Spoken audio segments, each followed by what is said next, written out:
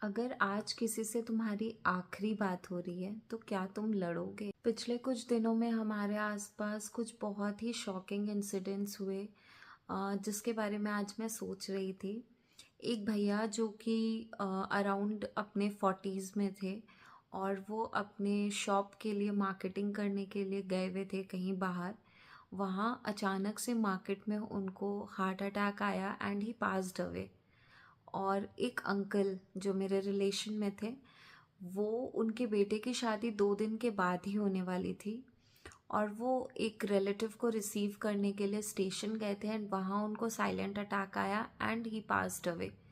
ये 2 इंसिडेंट्स जब मैं सुनी तो इन 2 इंसिडेंट्स ने मुझे ऐसे अचानक से एकदम अंदर से हिला के रख दिया और कुछ सोचने पे मैं मजबूर हो गई। एक बहुत ही स्ट्रॉन्ग थॉट मेरे दिमाग में आ रहा था कि कई बार हम लोग शायद सोचते भी नहीं और हम लोग कई बार अपनों से आर्ग्यूमेंट्स हो जाती है, लड़ाई हो जाती है और हम लोग छोटी छोटी बातों पे ईगो रख लेते हैं या फिर ग्रज होल्ड करके रख लेते हैं और उस फाइट को कई बार हम लोग काफ़ी लंबा स्ट्रेच कर देते हैं या फिर रिजॉल्व ही नहीं करते, इग्नोर कर देते हैं चीज़ों को कि जाने दो ना, बाद में देखेंगे। लेकिन सच ये है कि बात की तो कोई गारंटी ही नहीं है। मतलब हमें नहीं पता कि वो इंसान कल हमारे साथ रहेगा या नहीं, या फिर हम ही कल रहने वाले हैं कि नहीं। और अगर ऐसा कुछ हो जाता है बाई चांस किसी के भी साथ में, तो आप सोचो कि उस रिग्रेट के साथ पूरा जीवन जीना कितना ज़्यादा डिफ़िकल्ट है।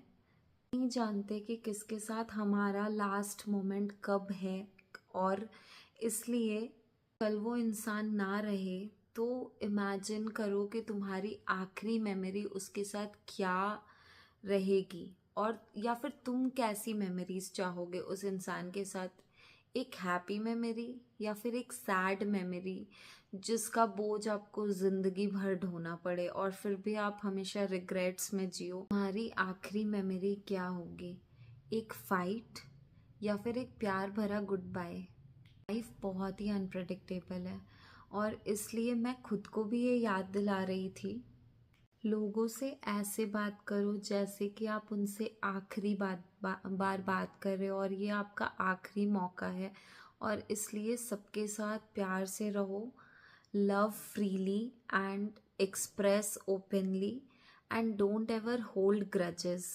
लाइफ बहुत ब्यूटीफुल है और प्यार सबसे खूबसूरत चीज़ है। तो अगली बार से जब भी किसी के साथ में लड़ाई हो जाए ना, तो उस दिन ही उसको रिजॉल्व करके सोना, ना कि उसको लंबा होल्ड करना।